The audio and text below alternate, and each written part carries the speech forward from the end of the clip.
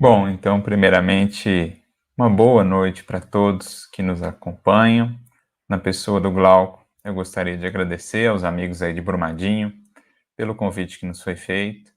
É para mim uma alegria, uma honra poder estar partilhando esse momento, essa noite aqui com vocês, rogando a Jesus, o mestre amigo, o inesquecível Rabi da Galileia, que possa inspirar a todos nós, que o nosso coração se sinta tocado pelo coração de Jesus, pelo amor do Mestre, e que assim nos abramos para receber os recursos que nos chegam do mais alto, fortalecendo-nos para a caminhada, aclarando os horizontes, inspirando-nos as resoluções, para que a gente siga sempre firmes, fiéis a esse propósito que assumimos com Jesus e com a doutrina espírita.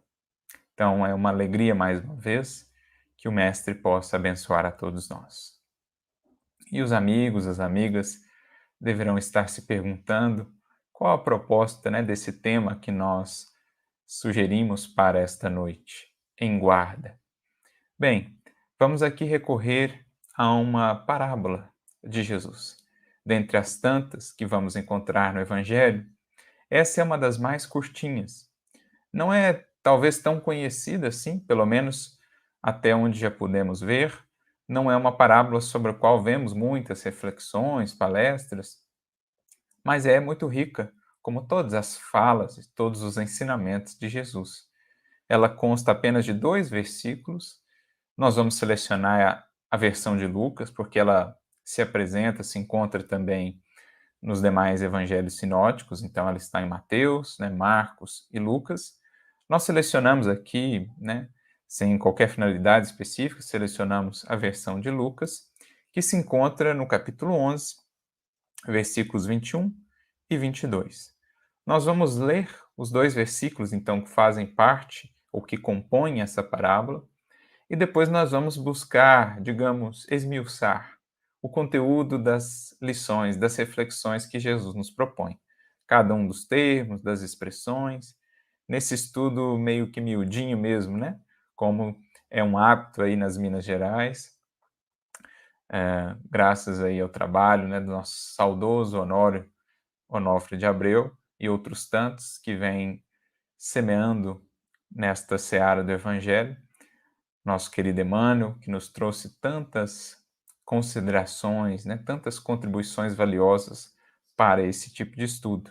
Então, nós vamos aqui, seguindo nessa linha de estudo do Evangelho, recorrer a esse texto, trazer algumas considerações em torno dele à luz da doutrina espírita, naturalmente, com os conhecimentos, com as informações que o Espiritismo nos trará.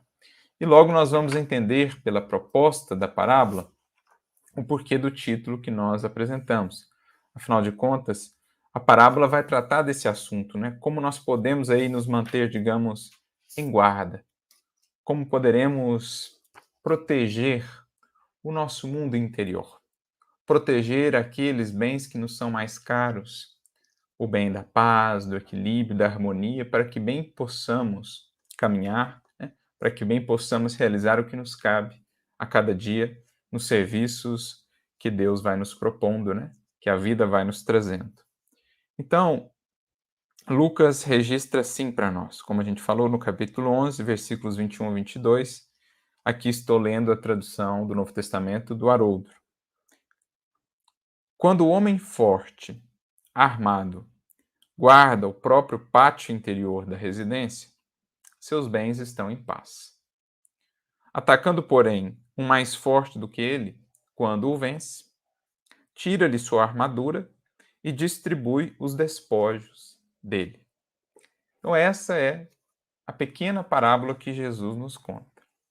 E ela pode causar, talvez, num primeiro momento, alguma confusão, alguma incompreensão, porque Jesus fala aqui de um homem armado. Será que a gente deve entender isso aqui literalmente? O que Jesus quer dizer com isso? E, obviamente, aqui nós vamos buscar uma interpretação espiritual, sobretudo com o auxílio da doutrina espírita, que nos ajuda a alcançar a essência mesmo daquilo que Jesus queria nos transmitir. Já de cara, ou de pronto, vamos percebendo que não faz muito sentido aquele que disse por exemplo, né, a Simão Pedro para que embainhasse a sua espada, não faz muito sentido que Jesus mais tarde orientasse os seus seguidores a recorrerem, né, à força das armas do mundo. Naturalmente que esse armado aqui, ou essas armas aqui, farão referência a outros tipos de armas, que serão aí os recursos com que os cristãos poderão contar ou aos quais deverão recorrer na sua proteção, na construção e na consolidação de uma segurança íntima, né, de uma fortaleza interior. Mas vamos lá, vamos ir aos poucos avançando na compreensão desse texto, percorrendo parte a parte o que Jesus está nos dizer. E o primeiro aspecto importante que vale a pena destacar aqui é justamente o contexto em que esta parábola é contada. Isso é muito importante. Quando a gente vai estudar o Evangelho, as passagens de Jesus, vale sempre dar uma olhada no contexto em que determinadas lições suas irão aparecer, porque isso vai trazer para nós alguns elementos importantes de entendimento. Claro que, por vezes, Emmanuel vai nos ensinar a fazê-lo também nos seus comentários, nos seus estudos. Ele vai pensar algumas falas de Jesus de um contexto específico e trazê-las para um contexto mais geral, mais universal.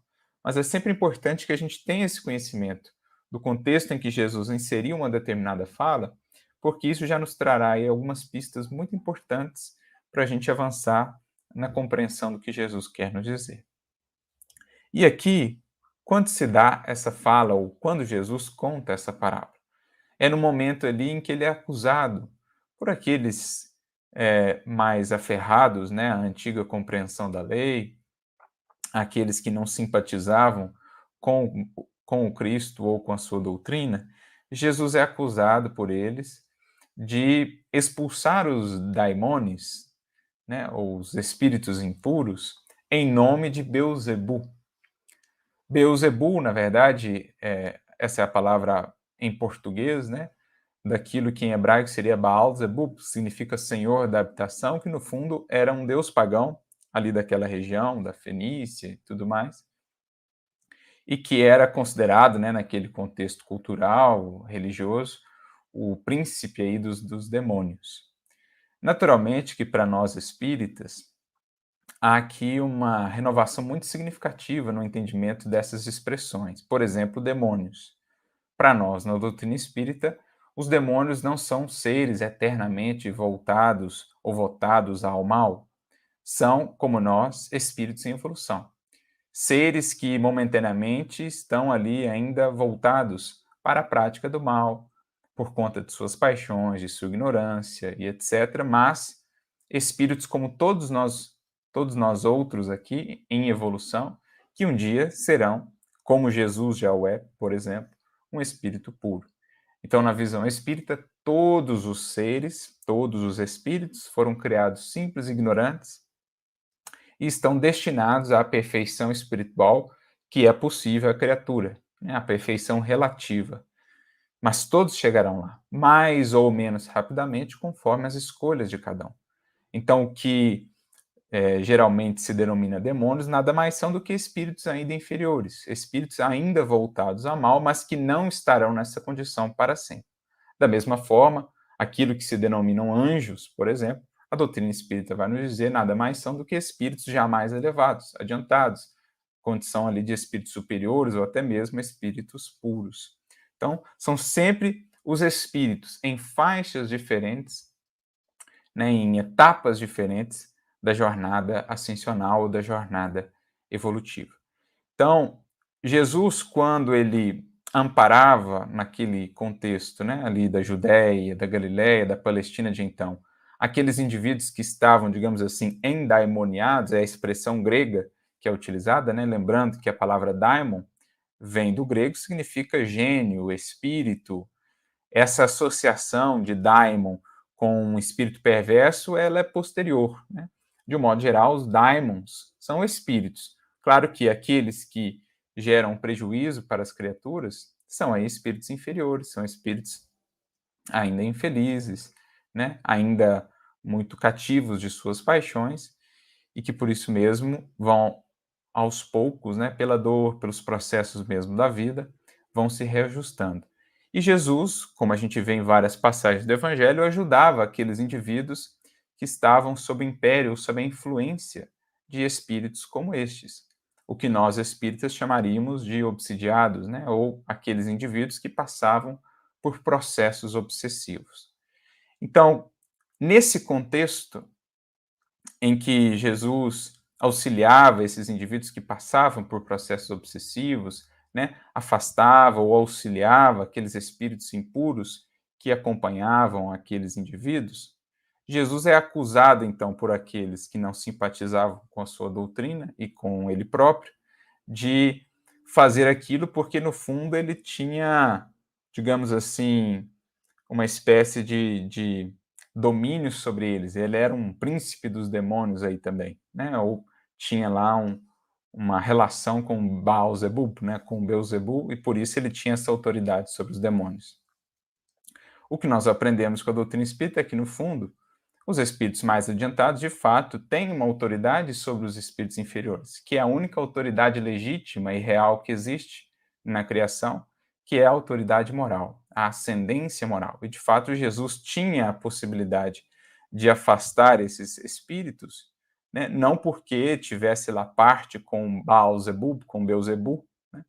Mas sim porque ele era um espírito puro, né? Por conta da sua autoridade moral e também pelo amor com que ele envolvia aqueles espíritos, o que fazia com que muitos deles já repensassem as suas escolhas e os seus caminhos. Então, vejamos só num primeiro momento como o Espiritismo já vai nos ajudar a aclarar um pouco a passagem. Ao nos dizer que demônios são simplesmente espíritos ainda, né, voltados para o mal, para as sombras, ainda inferiores, mas espíritos como nós outros, também em processo evolutivo e que um dia serão também bons espíritos, espíritos superiores.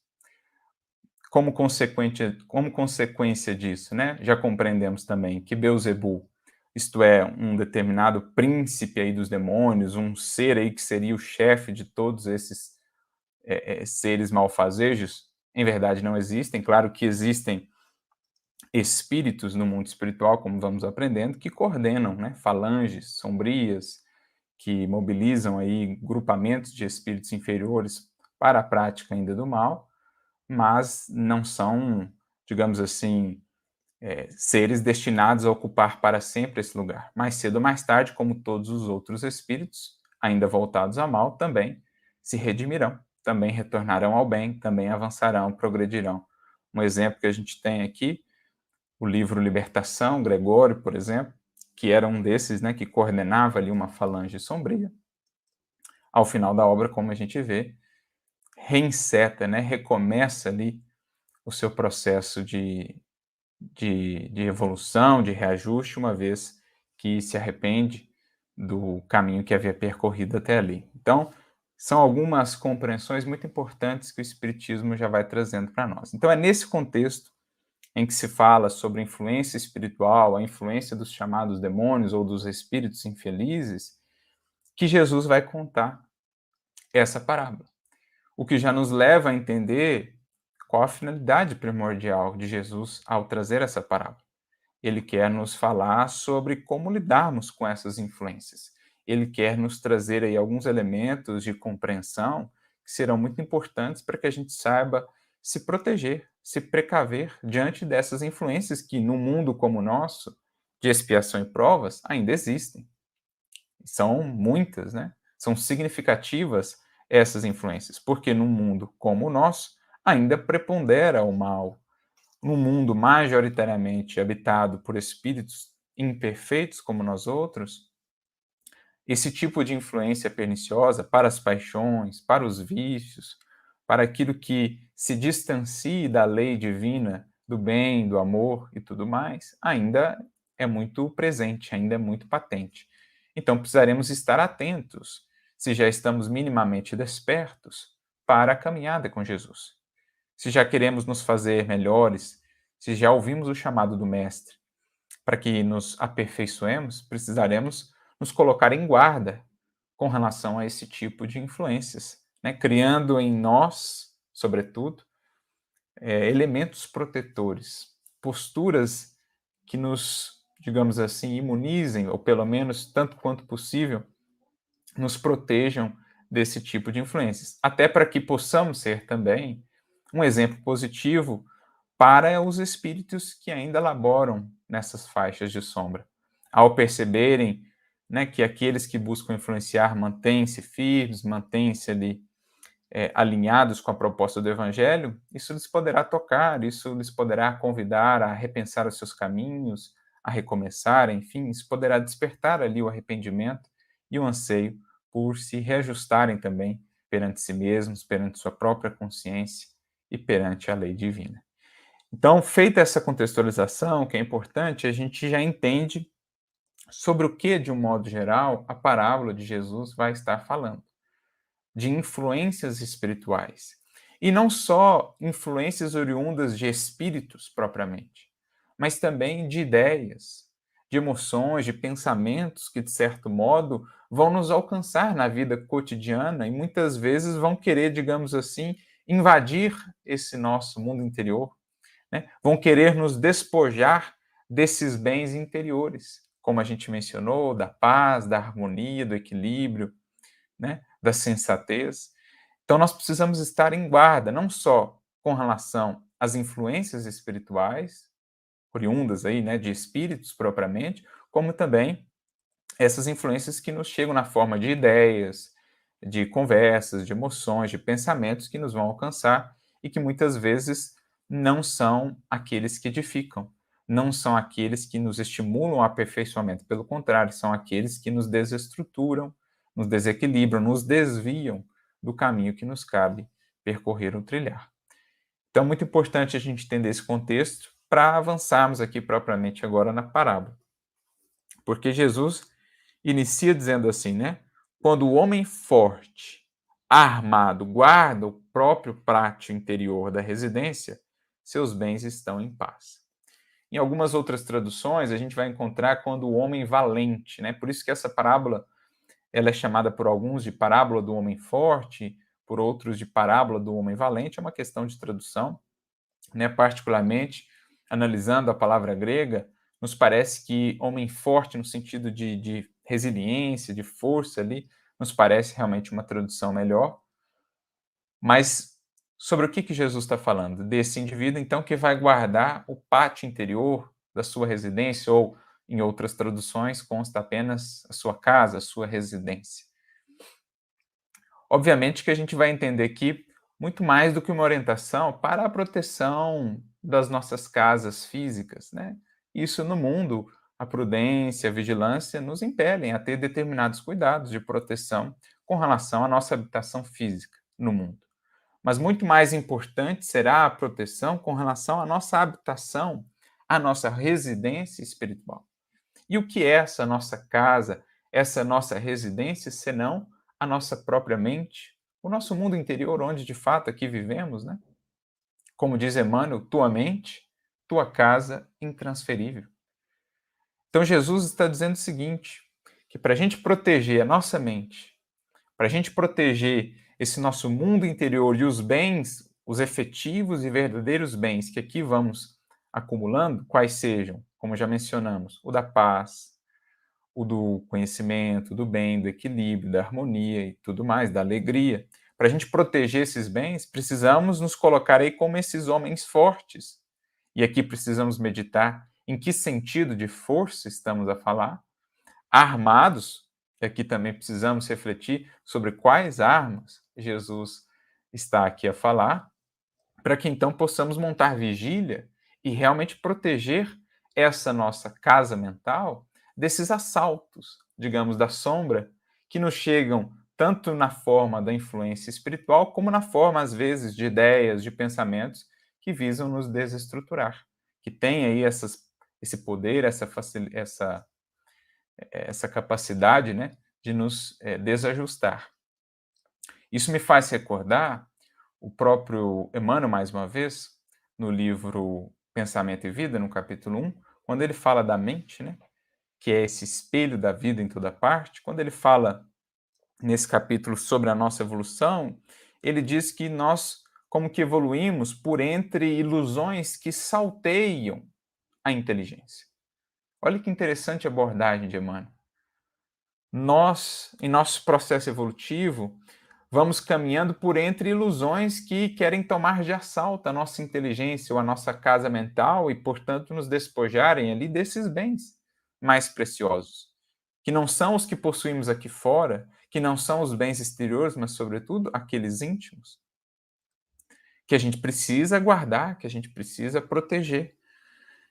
Então a gente precisa estar muito atento para que essas ilusões, essas tentações, essas ideias ou essas influências que visam nos saltear aí, que tentam nos tomar de assalto, não consigam realmente vencer as nossas proteções, vencer aí a nossa fortaleza, né? E nos despojar desses bens, como Jesus está aqui a falar.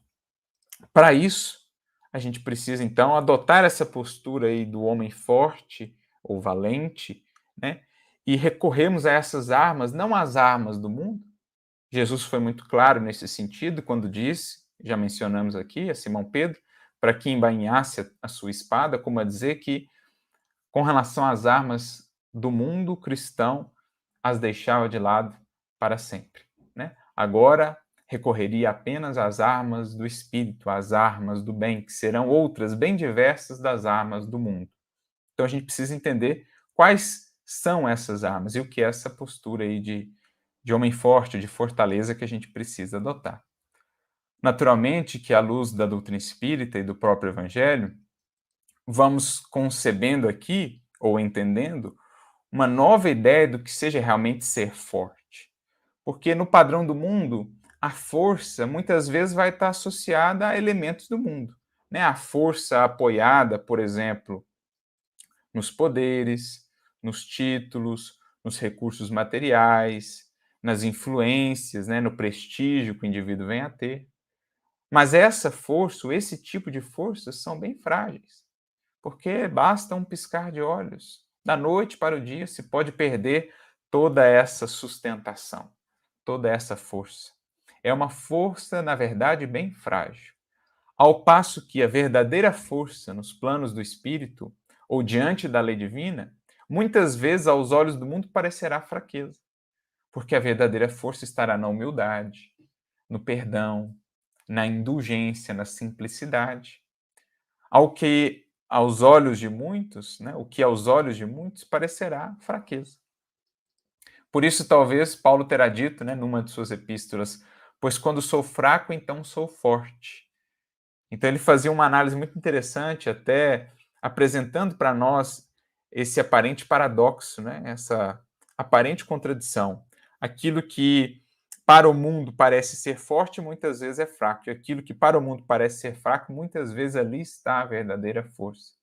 Porque é somente aquele que reconhece, por exemplo, as suas fragilidades, que tem a humildade para fazê-lo, que é mais forte. Enquanto que aquele que se considera forte demais, né, a ponto de adotar uma postura de orgulho, de prepotência, de imposição em relação aos demais, mas sem reconhecer as suas fragilidades, as suas imperfeições, sem ter essa humildade, ele, na verdade, é muito fraco.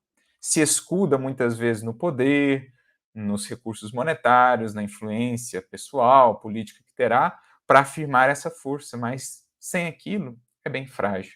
Ao passo que os verdadeiros fortes do mundo, né, na vida, às vezes não têm nenhum desses recursos e, no entanto, demonstram, diante da vida, das lutas, dos quadros de provações, a tamanha força de sua alma. Um exemplo ao qual não poderíamos aqui nos furtar, nosso querido Chico Xavier.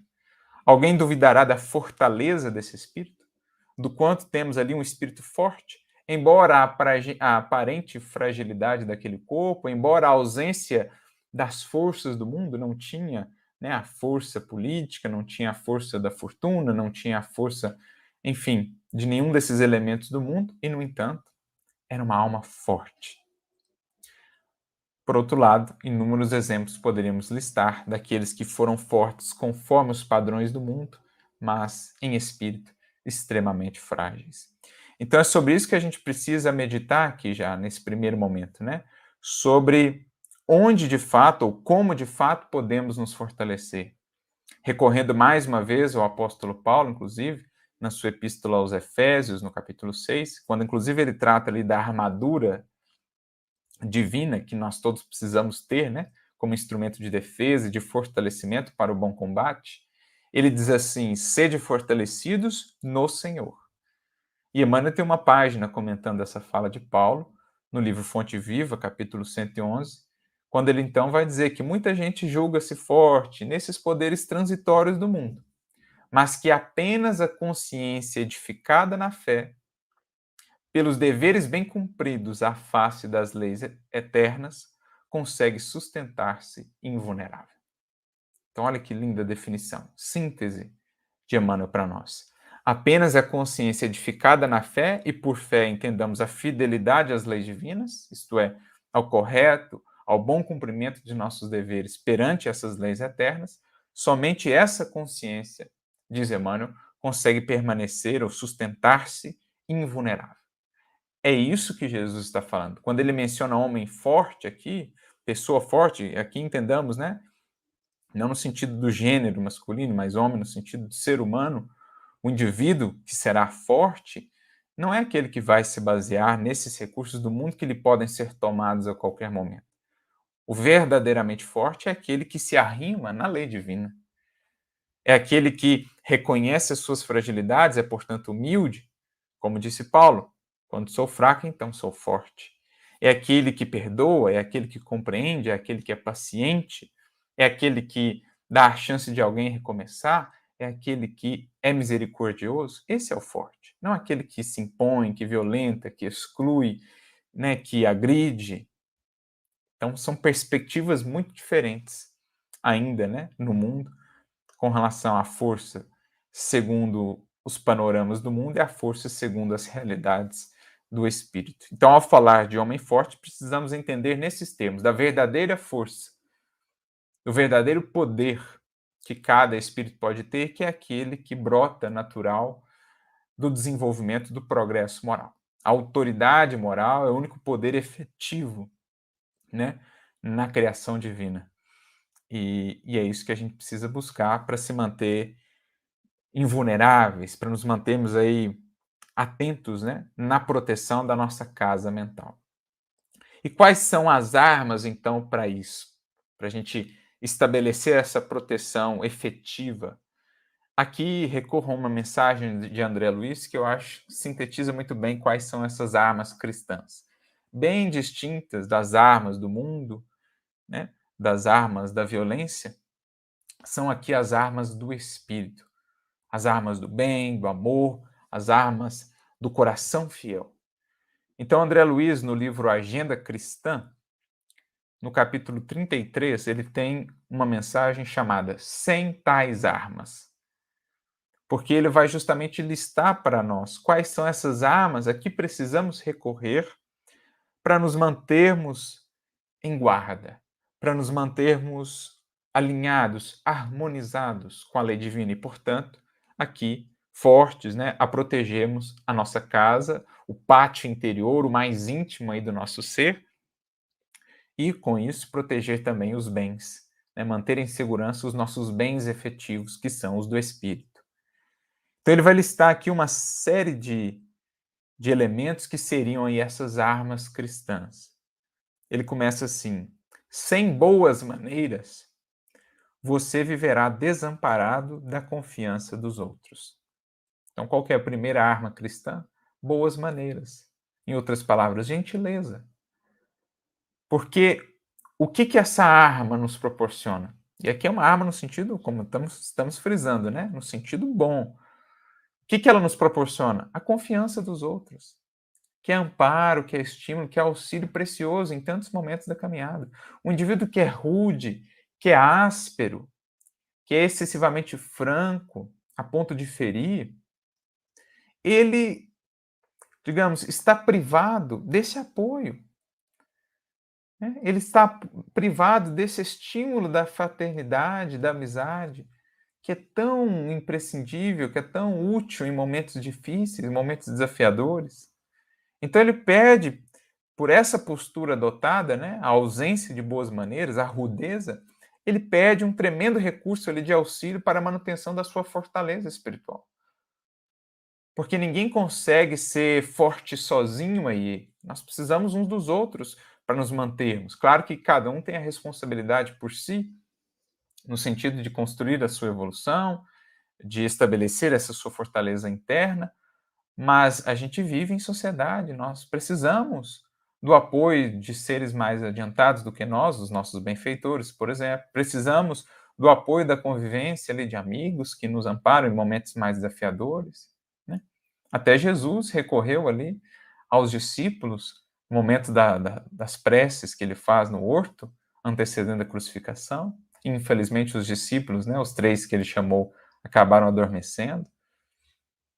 Mas a gente precisa contar com a amizade. Por isso o mestre também vai dizer no Evangelho: granjear amigos, porque essa é uma das maiores riquezas da vida.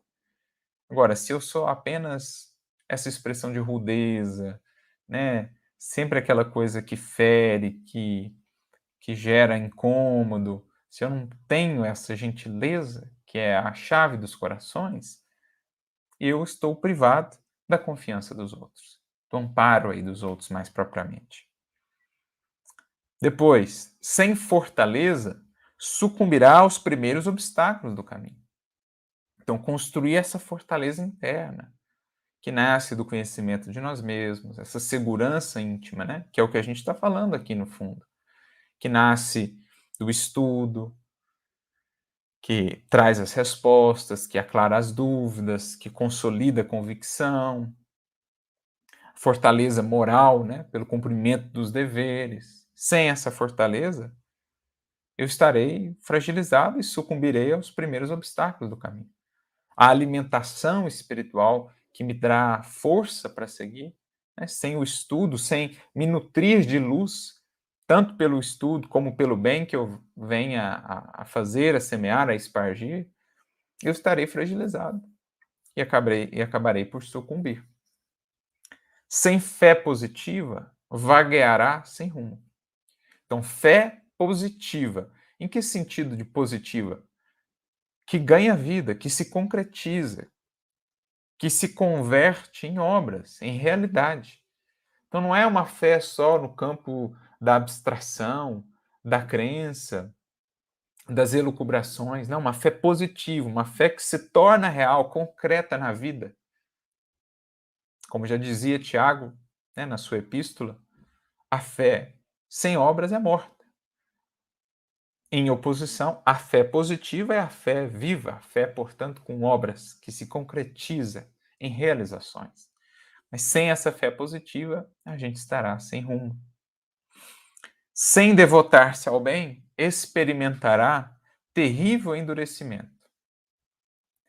Então, sem a prática, sem o exercício do bem, a gente perde essa, digamos assim, essa preparação, né, para o bem, para sentir e vibrar no bem. É como num esporte mesmo.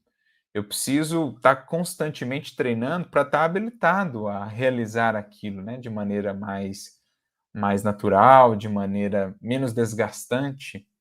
Quanto mais o atleta se exercita na prática daquilo, mais os seus músculos estão ali habilitados, tem a flexibilidade necessária para os movimentos, para esse exercício, né? Mais ele ganha essa aclimatação, essa preparação. Assim também, digamos, a ginástica da alma. É preciso exercitar, caso contrário, as fibras do coração ficam aí endurecidas, enrijecidas. Assim como os músculos, quando a gente não faz o alongamento, quando a gente não tem essa prática, né? Fica tudo ali travado, enrijecido, assim também o coração. Sem o exercício, a prática do bem, a gente vai caindo num estado de dureza, de indiferença, de frieza. Então a gente precisa desse condicionamento, né? Como todo atleta precisa o condicionamento físico aí, nós precisamos de um condicionamento espiritual, todos nós que nos colocamos aí como servidores de Jesus. Sem exemplos nobres, passará inutilmente pelo mundo. Então, sem um legado nobre que ilumine, que edifique, passaremos pelo mundo inutilmente. Tanto no sentido de enriquecer o mundo com novos valores, com novas luzes, como também, né, enriquecermos por meio da passagem pelo mundo. Voltaremos ao mundo espiritual como aqui chegamos, enfim, não teremos aproveitado a ocasião extremamente valiosa de uma encarnação. Sem trabalho digno, o tédio apodrecerá suas energias. Então, tudo aquilo que fica estagnado, né, a enxada que não é colocada a serviço no campo enferruja mais rapidamente. Assim também, se não mobilizamos as potências da nossa alma, o tédio apodrecerá as nossas energias. Sem esforço próprio, jamais alcançará as portas do alto. Então, a nossa vontade, a nossa determinação, o nosso esforço. Sem esperança, suas noites terrestres serão mais escuras, porque nos faltará a luz, né? Emmanuel vai comparar, inclusive, no livro Consolador, a esperança à luz do luar. Se a fé é o sol, a esperança, diz ele, é essa luz do luar, destinada a brilhar especialmente nas noites pelas quais passamos, as noites de provações mais intensas e mais difíceis. Sem compreensão, dolorosa lhe será a jornada através das sombras. Então, sem compreender os outros, sem aprender a compreender a vida e os chamados da vida, a nossa jornada é muito mais dolorosa.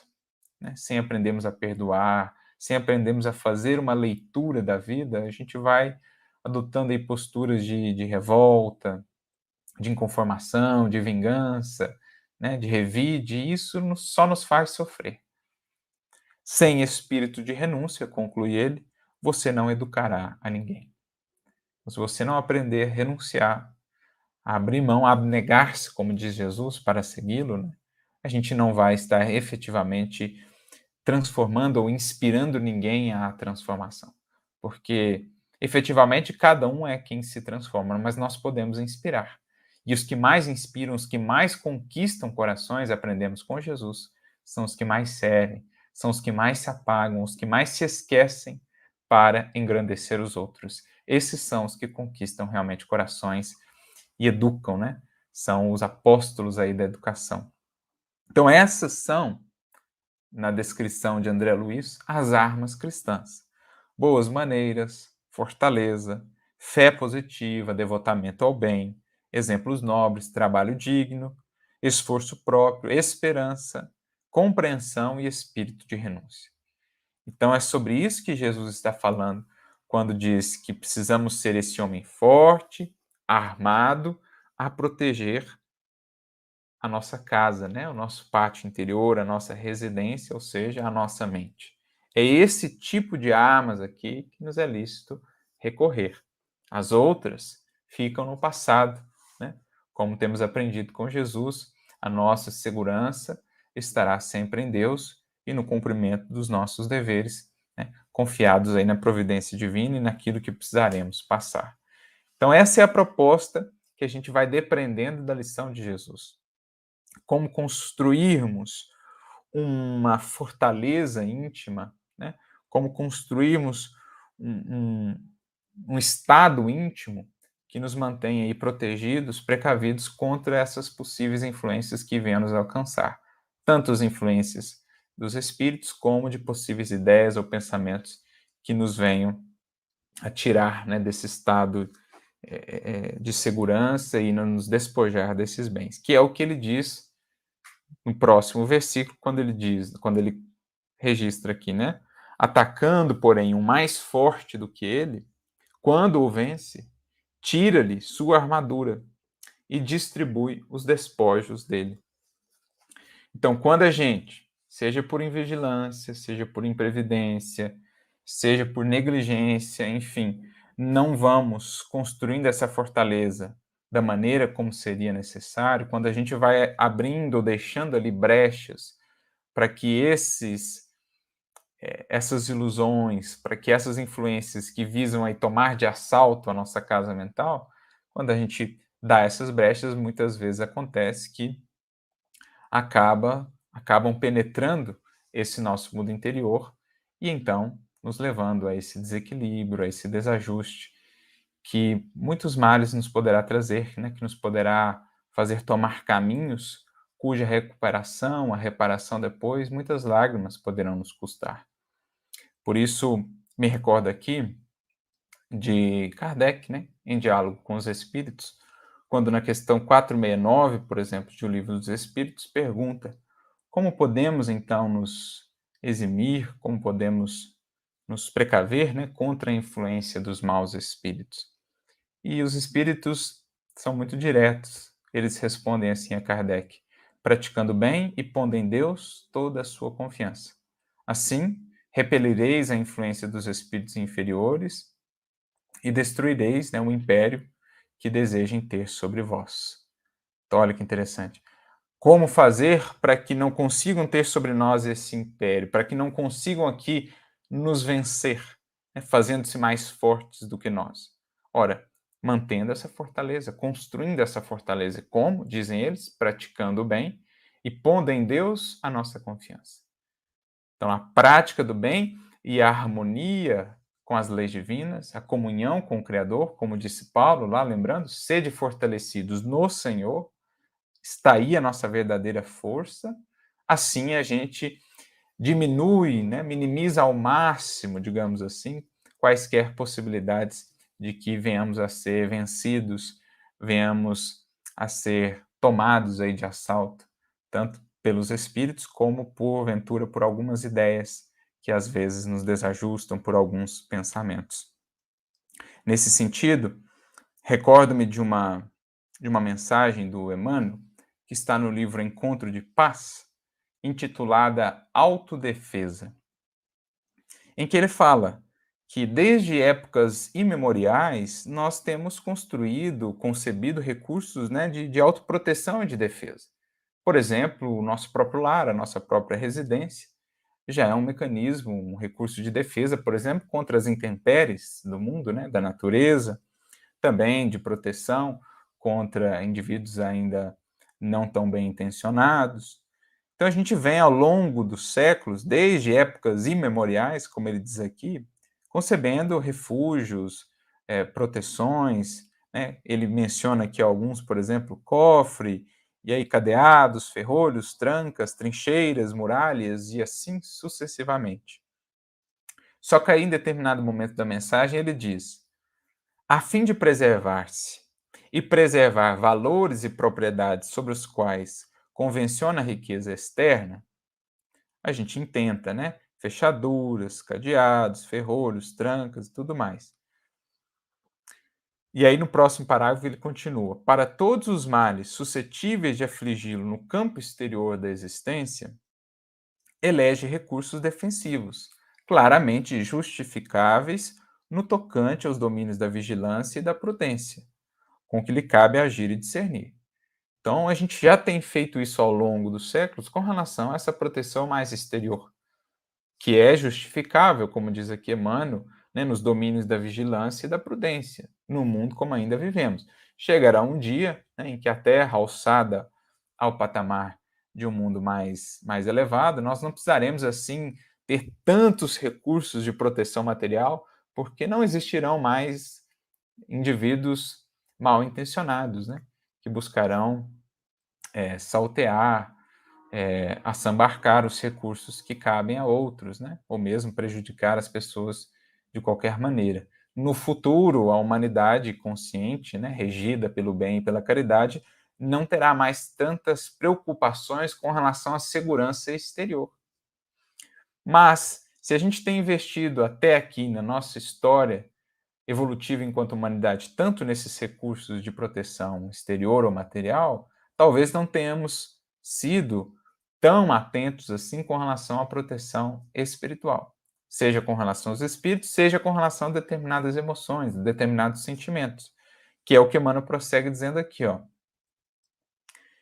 Entretanto, para a insegurança e para o medo, então ele traz aqui dois exemplos, a insegurança e o medo, que são desses salteadores também que visam penetrar muitas vezes a nossa casa mental e nos dilapidar ali dos bens, né? Nos despojar dos bens da paz, da esperança, da felicidade, se a gente não estiver atento. A insegurança, o medo, poderíamos dizer também as tentações, as paixões, são outros exemplos desses salteadores para os quais deveremos estar atentos. Então, para a segurança e para o medo, antigos adversários que lhe dilapidam o equilíbrio e a vida, e tantas vezes o arrastam a suicídio e loucura, não encontra estabelecimentos ou medidas terrestres com os quais se municie contra eles. Então, esse tipo de proteção não é algo que eu possa comprar no supermercado, que eu possa contratar um serviço de proteção. Não, essa proteção, com relação a esse tipo aqui de salteadores, né, ela cabe a cada um de nós aí no plano do Espírito, conforme Jesus está aqui nos orientando. É um processo de autodefesa que cada um deverá estabelecer, conservar e cultivar por si, com muita atenção, com muita vigilância.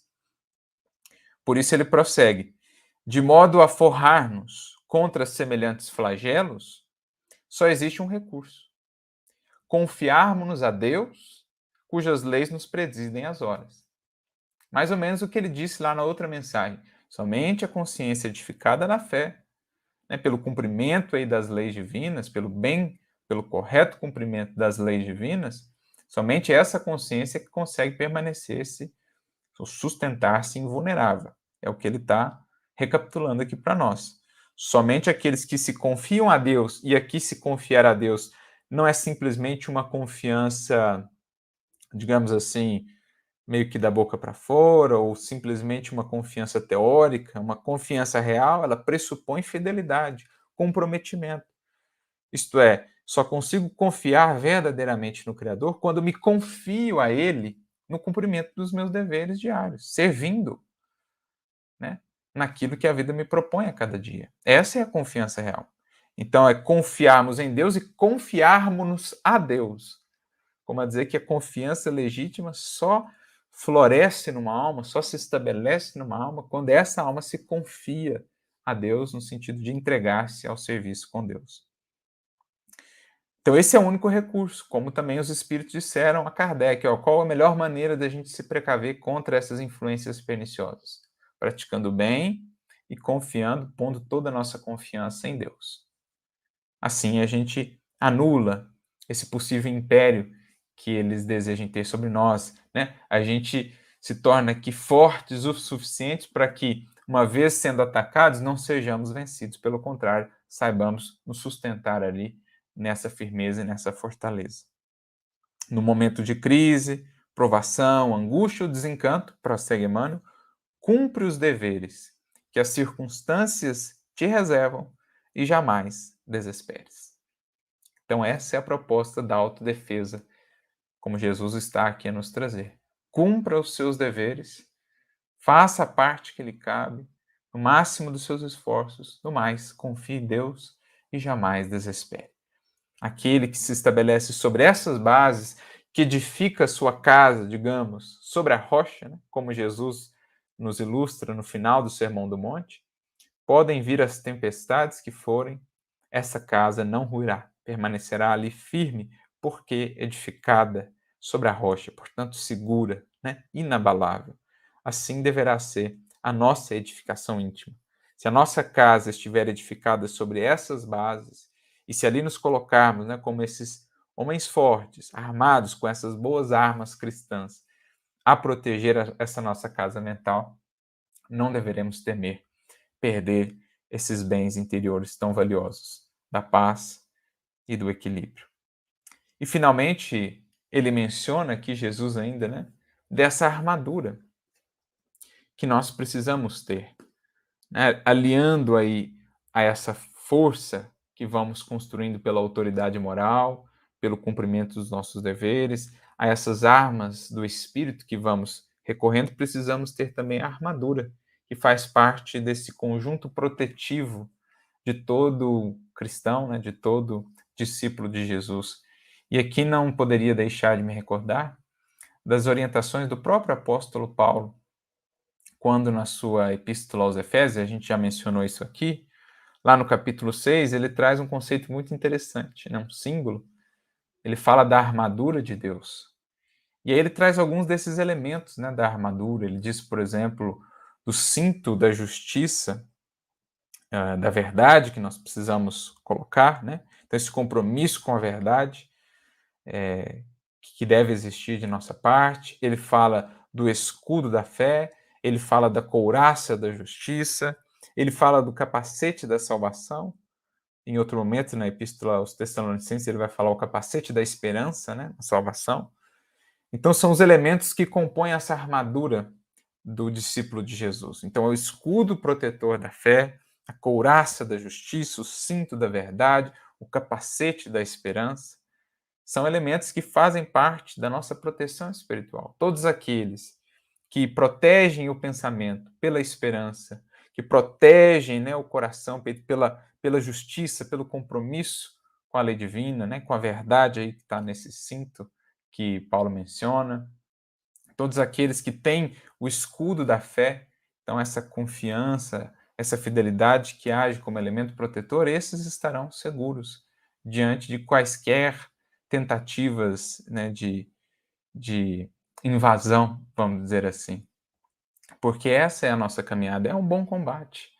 É um bom combate contra as forças que ainda querem nos permanecer ou nos manter estagnados no pretérito, nas antigas ilusões, que a gente precisa aprender a superar.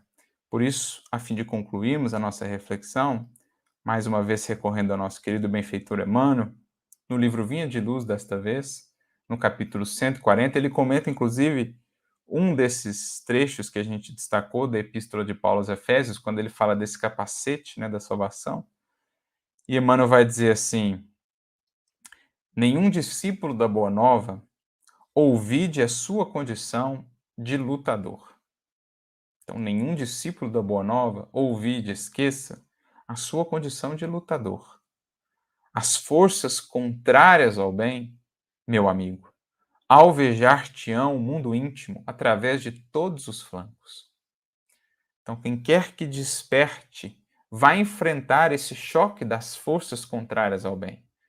Aquelas que ainda existem em nós, que vão ser alimentadas, digamos, por aquelas que estão fora de nós também, né, na forma dos hábitos, dos vícios que ainda vigoram no mundo, da influência desses espíritos que nós mencionamos. Essas forças vão tentar nos manter ali no sono da ilusão, nos manter ali adormecidos como estávamos, nos manter estagnados.